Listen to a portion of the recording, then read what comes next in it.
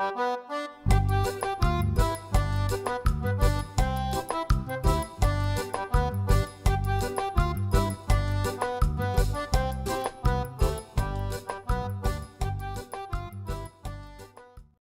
to the Deep Dive. We have a fascinating stack of sources today, and they all focus on a cultural preservation effort that is just incredibly ambitious and strategic. It really is. We're diving into the world of Dhakaiya Urdu, and the source material describes it beautifully as a unique cultural jewel of old Dhaka. Yeah, that description alone, it immediately tells you you're dealing with something rare, something highly valued.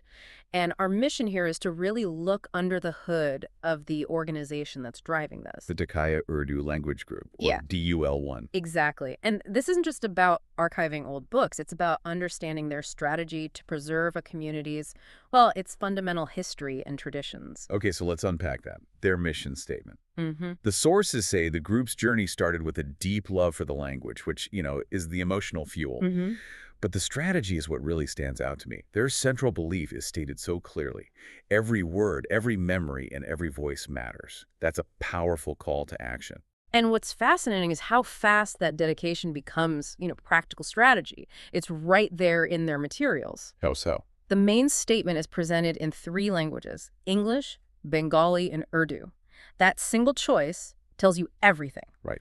DUL1 gets that preservation today, needs multilingual support. They're talking to the local community, they're engaging global researchers, and they're also ensuring they're legitimate within the wider Bengali state structure, all at once. That focus on every voice matters is compelling rhetoric, but how does a group with presumably limited resources actually balance that?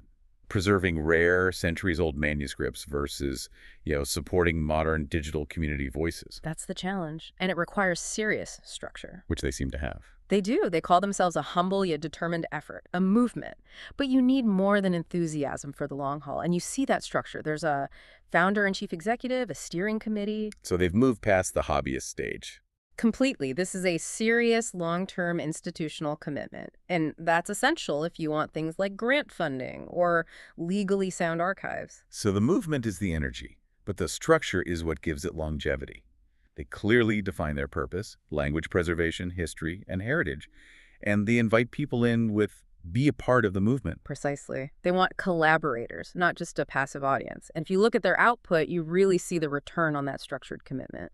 Okay, here's where we shift from mission to actual achievement. Because we see a lot of organizations talk a big game. Right. But DUL1 has significant quantifiable achievements laid out in the sources. If you had to pick the single most foundational milestone, what would it be? Oh, it has to be the dictionaries. Top of the list. They have published 2 dictionaries. That's not just another item on a to-do list. It's probably the single most important act of institutional validation for a minority language. Why is that? Why are 2 dictionaries so foundational? Because it's the move from a purely oral tradition to an academic subject. It standardizes the dialect. Which makes it teachable. Exactly. It makes it teachable, referenceable, and down the line, eligible for inclusion in technology platforms. Standardization is survival. Plus, having published works, it just opens doors to partnerships with universities, libraries, major cultural institutions. That unlocks resources informal groups can only dream of. Okay, so they've laid that essential linguistic foundation. But how do they make sure the language gets used outside of a library? A dictionary is necessary, but it doesn't exactly go viral. They need relevance. They absolutely get the digital side of things. They have a dedicated website, but even more dynamically, they've created these inspiring slogans and posters. To build community visibility. Right, to make the language cool again.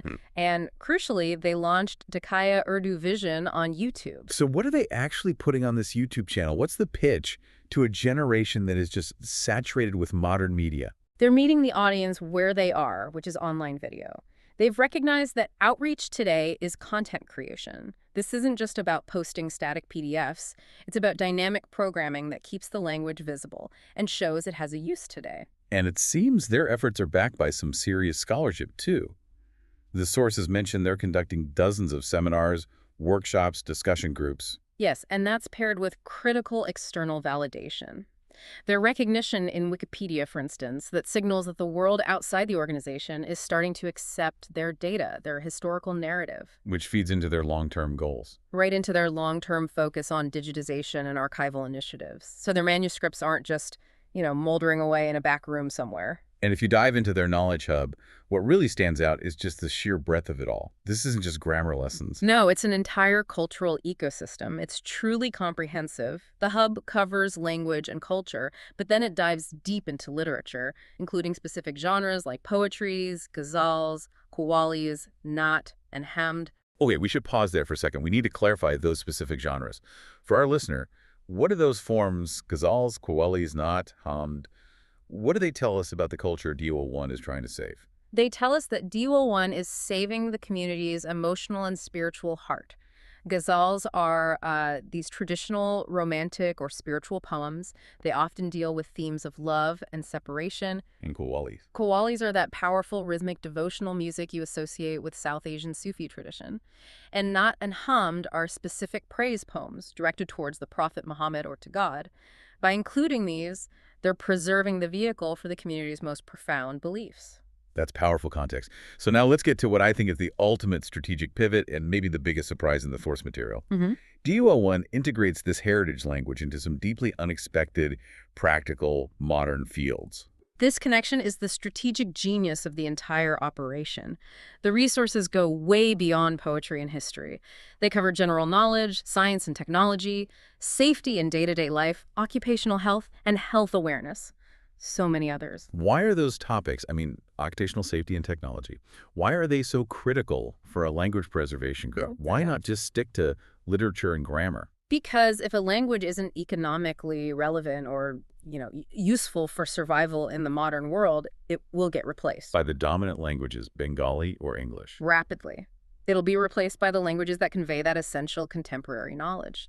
What DUL1 is doing is ensuring that Dhakaiya Urdu doesn't become a purely academic curiosity or just a kitchen language. So is this an effort to prevent information poverty? Is there a translation failure happening with, say, critical government documents or public safety notices, and DOL1 is stepping in to make sure that life-saving info is culturally resonant? That's precisely one of the implications. Imagine a health awareness campaign or training on workplace safety.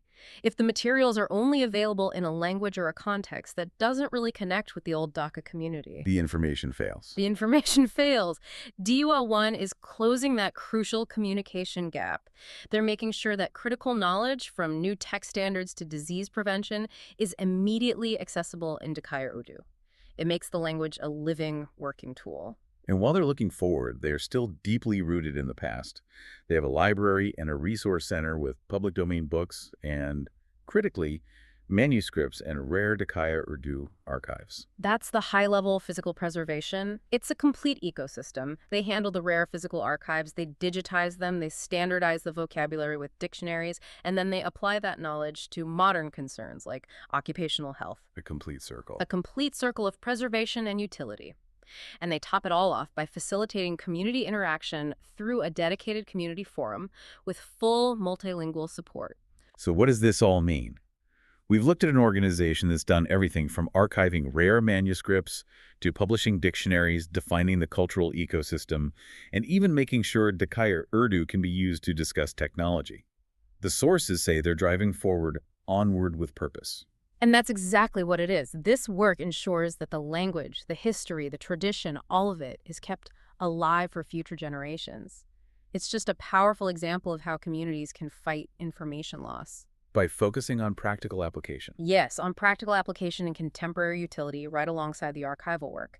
They understand that a language needs to breathe in the modern world to survive. So if we connect this to the bigger picture for you to think about, given their focus on creating these resources for health awareness and science and technology, how might the specific cultural context and the unique community-centric terminology of a language like Dhakaiya Urdu offer unique perspectives, or maybe more effective, culturally resonant solutions to global challenges like disease prevention or technology adoption that a generic common language might completely miss? Something for you to explore next time you dive into successful modern language preservation.